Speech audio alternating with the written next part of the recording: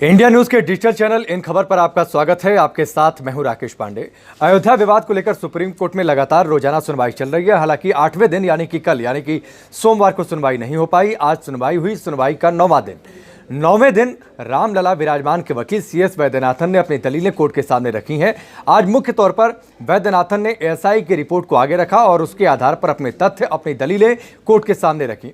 और जब अपनी बातों की शुरुआत, अपनी दलीलों की शुरुआत कर रहे थे वैद्यनाथन, तो सबसे पहले उन्होंने जिस बात का जिक्र किया, उन्होंने कहा कि विवादित जगह पर मंदिर गिराई गई, मस्जिद बनी, लेकिन इसके बावजूद हिंदू समाज की आस्था वहां पर कम नहीं हुई और सालों से वहां पर पूजन पठन पाठन की जो परंपरा है वो चली आ रही है। भक्त वहां पर पहुंचते हैं और रामलला की पूजा करते हैं, पूजा अर्चना करते हैं। इसके बाद ही CS वैद्यनाथन आगे बढ़े और ASI के रिपोर्ट को उन्होंने आगे रखा और उसके आधार पर उन्होंने अपनी दलीलें रखी। हालांकि इस दौरान उन्होंने एक रिपोर्ट का जिक्र किया कि जब विवादित ढांचा गिराया जा रहा था तो वहां पर एक पत्रकार मौजूद थे और उन्होंने कुछ तस्वीरें ली थी। उन तस्वीरों में एक शिलापट का भी उन्होंने जिक्र किया कि उस पट्टी पर संस्कृत का लेख लिखा है और ये तस्वीर ली गई थी एक पत्रकार जो कि वहां पर मौजूद था जब विवादित ढांचा गिराया जा रहा था उस दौरान। और उस पट्टी पर साकेत के राजा गोविंद चंद्र का जिक्र है और साथ ही ये भी उसमें जिक्र किया गया कि ये विष्णु मंदिर में वहां पर ये तस्वीर लगी हुई थी, यानी ये पट वहां पर लगी हुई थी और तस्वीर उसी पट की है। हालांकि इस दौरान जस्टिस चंद्रचूड़ ने यह सवाल जरूर किया, जो कि संवैधानिक पीठ में जो 5 जज हैं, 5 जस्टिस हैं, उनका हिस्सा है, उस संवैधानिक पीठ का हिस्सा है जस्टिस चंद्रचूड़। उन्होंने ये सवाल किया कि जो आप कह रहे हैं, यानी जो दलीलें आप दे रहे हैं, जिन पत्रकार का आप जिक्र कर रहे हैं, जिस तस्वीर का आप जिक्र कर रहे हैं, क्या इसका जिक्र ASI की रिपोर्ट में है?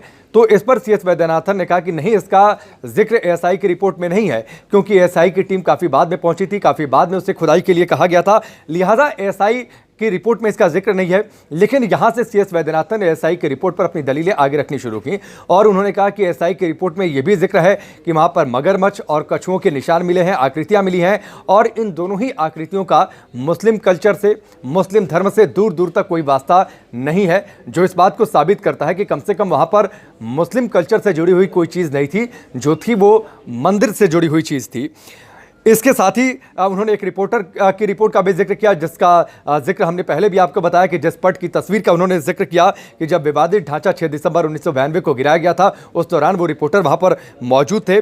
इसके बाद वैद्यनाथन ने आगे ये भी कहा कि उस जर्नलिस्ट को बाद में क्रॉस एग्जामिन भी किया गया था और क्रॉस एग्जामिन करके जो बातें सामने आई थी वो ASI की रिपोर्ट को ही दरअसल सेकंड करती हैं, मतलब उन्हें पुख्ता करती हैं, उन्हें साबित करती हैं कि वास्तव में वो पत्थर दीवार पर कहाँ है, वहाँ पर जो ढांचा था वो क्या हो सकता है। ASI की रिपोर्ट में जो जिक्र किया गया था कि वो ढांचा मंदिर का हो सकता है, तो इन सब बातों को पुख्ता करती हैं। जो क्रॉस एग्जामिन जब जर्नलिस्ट को किया गया तो ये बातें निकल कर सामने आई।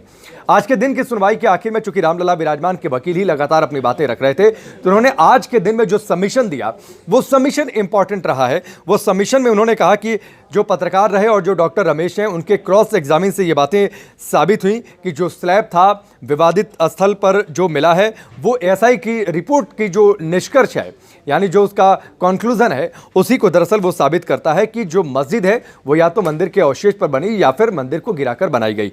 लगातार सुप्रीम कोर्ट में सुनवाई चल रही है। आज 9वां दिन है।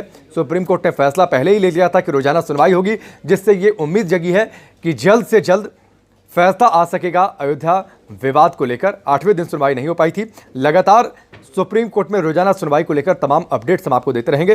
फिलहाल अभी के लिए बस इतना ही। इन खबर चैनल को सब्सक्राइब करें और बेल आइकन दबाना ना भूलें।